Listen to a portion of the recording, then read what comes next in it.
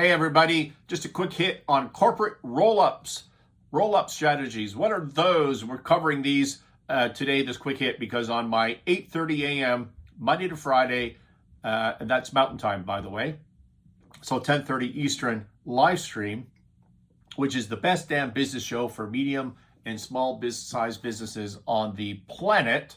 We talked about roll-ups in relation to an article, a news story that we covered this morning. Well, a corporate roll-up is a strategy and a strategic approach where a company acquires and consolidates multiple smaller businesses that are within the same industry. And so how does that work? Well, you often start with a small competitor in an industry, and you have to do this with industries that are very, very fragmented. So there's lots of opportunities, lots of other companies to go buy.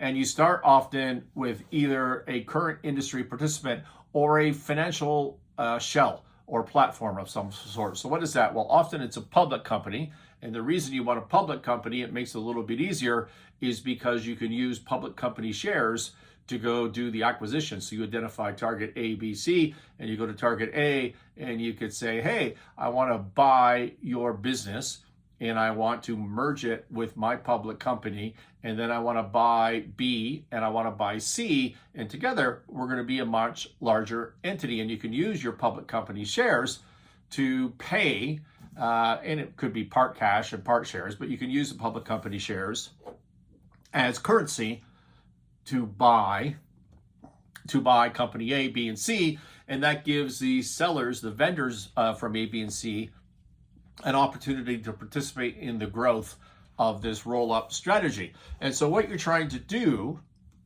is you're trying to buy 2, 3, 10, 100 similar businesses, and you're trying to merge them together to make a really, really big player in that industry, not necessarily through organic growth, but through acquisition. Now, why might you want to do that? What are the benefits? Well, the primary, there's two economic primary benefits in my view. The first one would be redundant costs.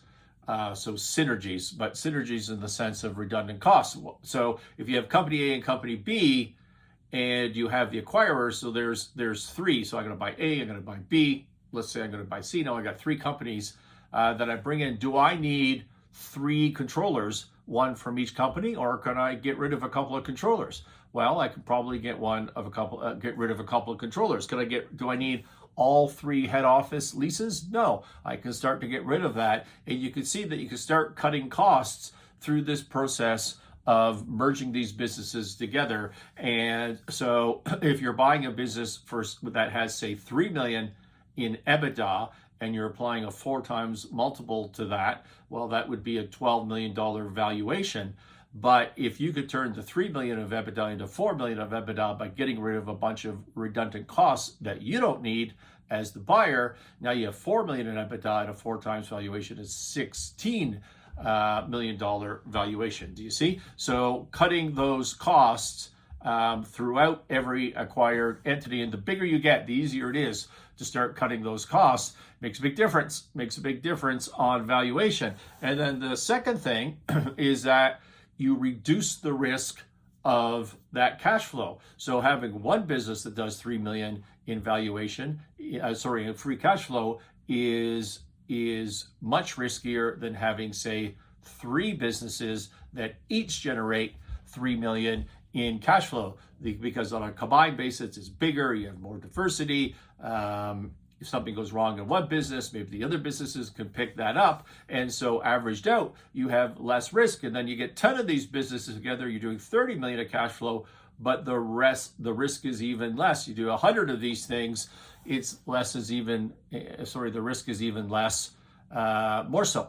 And so what does less risk mean? Well, risk is a discount rate. A discount rate is the inverse of a multiple. So the lower the risk, the higher the multiple. In other words, you consolidate a bunch of these businesses together that you bought at, say, 4 times. That was our example. It could have been 5, 6, whatever, but you bought them at a 4 times multiple. Now you can exit, you can sell to somebody larger or to private equity or whatever at maybe an 8, 10, 12 times multiple or even higher. And so not only have you changed the cash flow by getting rid of extra costs, but you've changed the multiple. And so those two things combined is the juice in these deals. Plus, you can build brand, right? So if you consolidate a bunch of, I don't know, local contractors, roofing companies together, HVAC companies, and you take one in every small community that's just, a handful of people, and you combine them into a larger entity, you can create a brand across jurisdictions. Maybe there's some real value in that for all of the underlying businesses. And as you get larger and larger, you get better and cheaper access to capital. It's a big deal in this environment when capital is so constricted. So that's what a roll-up strategy is. It works well in fragmented industries. It's difficult to execute in regulated industries.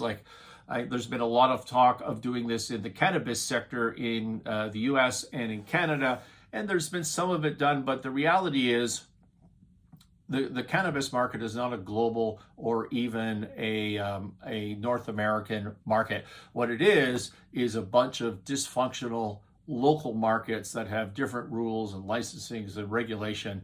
And to put those all together, it's very, very difficult to get the synergy benefit out of it. And there is nobody to exit to. And so you don't get the multiple bump either.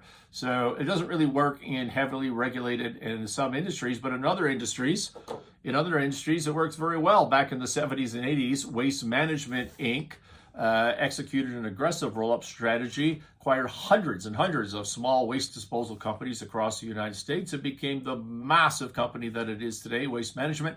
AutoNation with Wayne Huizenga in the 1990s consolidated, did a roll-up strategy on the highly fragmented auto dealership industry. Same sort of thing, brought them together, created a more efficient and competitive entity, and became a leading retailer of automotive in its geographical sectors.